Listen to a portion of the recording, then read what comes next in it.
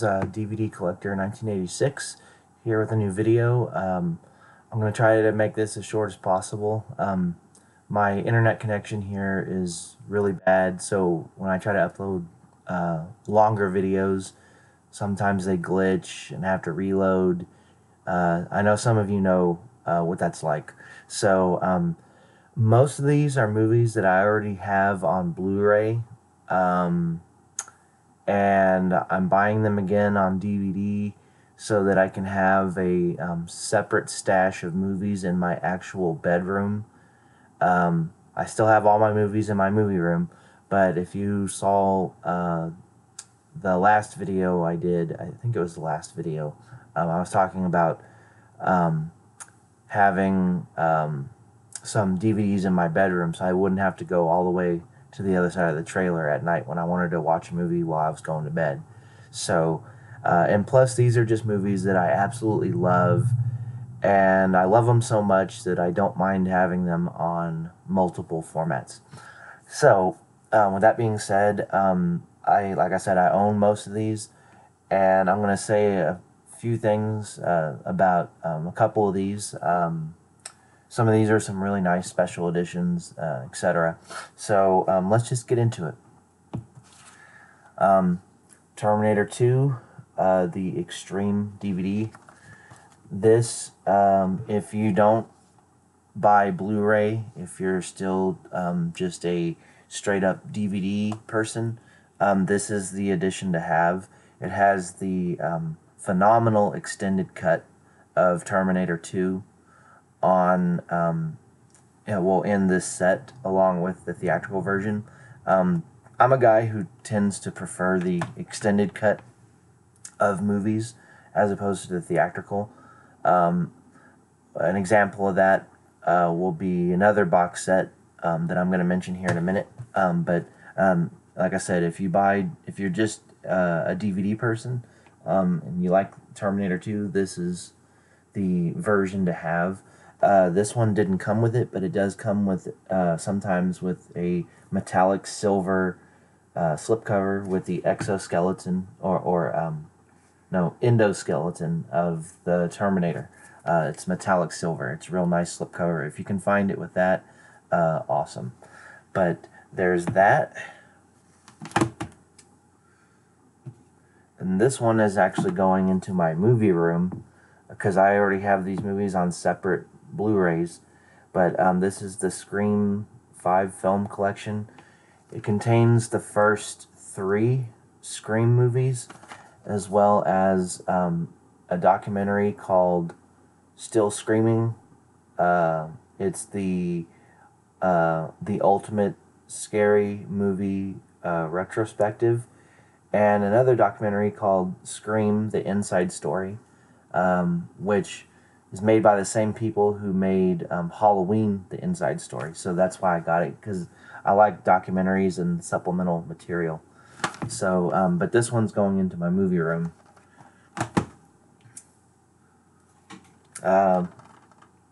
Kick-Ass 2.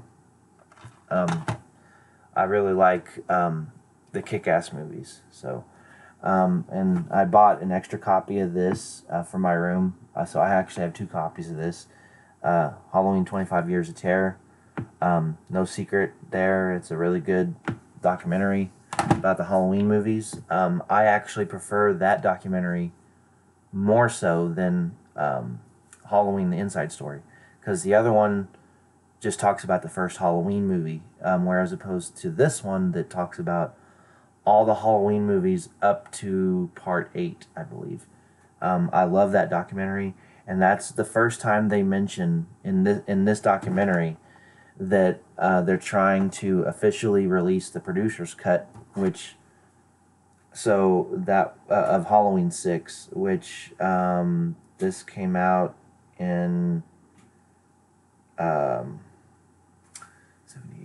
like 2003, I think, or 2004. So it's been the producer's cut finally came out in that box set that we all know about.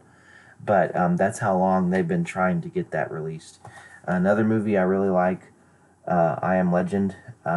I like it because it's one guy in the movie, pretty much, and his dog. I hate when the dog dies, but I like movies that can take one or two characters and they can keep you entertained for 2.5 hours. I just really enjoy movies like that, where there's not a lot of characters. Simple movies like that are fascinating to me. So, and no, I'm not the biggest Will Smith fan, but that movie is a rare exception. I really like that one. So, Hatchet 3, Victor Crowley, Kane Hodder. I love all of Adam Green's movies, even Digging Up the Marrow, which I've had for a while. Not my favorite movie of his, but it's good, but it's different. But I love the Hatchet films, so I had to pick up Hatchet 3. I did order the other two, but they're not here yet. So if you see like a part 2 of a franchise, you know, and you're thinking, well, how come the first one isn't there, or whatever, it's because it hasn't arrived yet. But most likely I ordered it. So, and even though I have this on Blu-ray, I gave a friend of mine my old DVD copy of this, which was just the 1-disc edition. This is the D-Day 60th anniversary commemorative edition, and you can't really tell, but the packaging looks like a beat up ammo can. And when you open this, it's got a little, I guess it's like a magnetic strip in there. And anyway, it's a 2-disc edition with a lot of the same special features that came on the Blu-ray version. And again, these are movies I absolutely love. I watched that movie when I was 12 and it blew me away. John Wayne, go eat your heart out. I don't particularly care for older war films. I know that those special effects were all they had at the time, but these modern war films blow them away. I mean, just totally. They make the old war films totally irrelevant. If you're going to do a war film, do it realistically. And I have a special connection with this movie because if you've seen the first 30 minutes, the D-Day landing Normandy invasion sequence, my great-grandfather was actually one of the soldiers in real life who was in that battle in like the first wave that hit the beach, and he survived it. And not very many people from his landing craft survived, but he did. So that's why I hold this movie very high on a pedestal, because of that. It's a living monument to World War II veterans, and there's not very many of them left. So if you see a World War II veteran, thank them for their service. Thank all veterans for the service, but if you see a World War II veteran, just know that they're very old, and they're dying off very quickly, and there's not a lot of them left. So, anyway, I really enjoy that movie. Night of the Living Dead, this is not the original, this is the 1990 remake done by Tom Savini, one of my favorites. I actually, forgive me, but I prefer this remake over the original. I just love the way it's done, the atmosphere, everything. And obviously for my bedroom stash of movies, I love this franchise, so I had to get them all on DVD. This is the brand new. This came out when the Blu-ray set came out from Well-Go USA, and this is also released by Well-Go USA. You see it, the logo next to my finger there. But this contains all 5 movies and most of the special features. Not all of them, but most of the special features from the Blu-ray set. So that's going to stay in my room. I already own this, but I picked this up to have for my room. The RoboCop, the unrated version. This is the good Blu-ray release, and it looks really good. And like I said, I love this movie, so had to have it in my bedroom. And I have the Blu-ray set for this also, but this is an older DVD version, the Back to the Future trilogy. I actually like the way this is set up. It's got a really thick slipcover on it. It almost looks like a VHS, but it's not. And it's all shiny. Anyway, the Back to the Future trilogy. And these last two are really neat. I own these on Blu-ray as well. But this is Sin City recut, extended, and unrated. Basically, it took the theatrical version of this movie, split the different stories into separate little miniature movies, kind of like an anthology, because if you've seen this movie, you know all the characters and all the stories are interconnected in one way or another. But this is the DVD version, and it comes in this real nice package. It has all these special features, and it's the Sin City is actually metallic red, and it's embossed. And this is the edition that comes with 2 discs and the entire comic book for that's a thick comic book of Marv's story. That's the character played by Mickey Rourke. So that's a really nice addition. I had it at one point, and I traded it or gave it to somebody, because at that time I was totally, upgrading my DVDs all to Blu-ray, and thought, I'm just going to get rid of it because it's DVD. I have the Blu-ray. But, the more I think about it, DVDs, they're not Blu-ray, obviously, but what DVD has over Blu-ray is better packaging. Sometimes it'll have more discs because it's DVD, but because of that, sometimes it has more special features, and not all special features from the DVD versions of these movies necessarily get ported over to the Blu-ray. So sometimes it's worth it to own a movie or franchise on multiple formats. I picked up, this is the slipcover, the Alien Quadrilogy. Very shiny, very nice, very sturdy box. I'm not going to unfold this, but it folds out to about 4.5 to 5 feet long. But this is a 9-disc DVD set, and that'll give you an idea. See how it just folds out like a flat, like a map.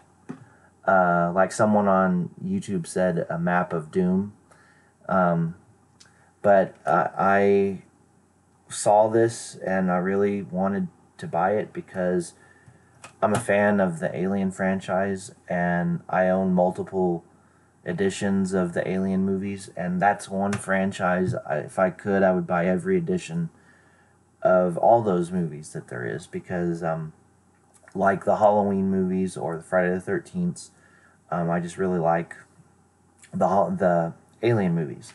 So like I said, it's a 9-disc set, and the interesting thing I would like to mention about that is when this set first came out, it was very expensive, and years and years later, obviously, I bought this set just now. So when I bought it, I paid less than $9 for it. I paid like $8.55 or something like that. And I bought it from an eBay seller that I buy movies from all the time. They sell nothing but authentic Region 1 or Region A releases, official releases, and every single movie that I've ever gotten from this particular seller on eBay has been in perfect, flawless mint condition. No scratches on the discs, nothing. And they all work flawlessly. So naturally, I go back to the seller over and over and over. And they have the best prices on movies of any seller on eBay. And you know when you buy from them that you're getting good quality stuff. And the name of the seller is, they used to be called eStocks USA, and now their return address still on the bubble mailers still says eStocks USA, but if you look them up on eBay, they're actually called Declutter Store. It's the same seller, it's just a different name. And the reason I mention having paid like $8.55 for this, it was listed as very good condition, which means it's not brand new. It was listed as a used item. Well, it arrives a few days after I order it. I open up the bubble mailer and pull it out, and lo and behold, the package, it's in its original shrink wrap. Somebody bought it when it was brand new, and they just never watched it, never opened it, and then they gave it away or sold it to this seller on eBay that sells used movies, but nobody ever opened it. So it was it was in perfect condition, brand new, still in the shrink wrap. Like I said, I paid $8.55 for it. But the funny thing is, it still had the Best Buy retail sticker on the shrink wrap. And you'll never guess how much this set was going for when it was brand new. $69.99. That's right, folks. $69.99. Like $70. And I bought this thing for $8.55. So eBay all the way. Forget retail. I don't buy from Walmart anymore. I hardly ever buy from Amazon unless it's something that I absolutely can only get from Amazon. I do not buy retail. I'm sorry, but you know, that's why a lot of people are noticing eBay now, and a lot of people are buying things on eBay for the reason that I just gave. It's a lot cheaper. Your money will go farther, and if you're a movie collector, whether you do Blu-ray, DVD, or both, eBay is the place to go. So I'm sorry this video turned out to be pretty long, but I had a lot to say, and this is my first collection update video in quite a while. So anyway, I hope you guys enjoyed the video. Put your comments below, or whatever. Like, subscribe if you feel like it. And I will catch you guys in my next video, which my next video should also be a collection update video. So anyway, I hope you guys had a great Easter, for those of you who celebrate it, and just take care of yourselves.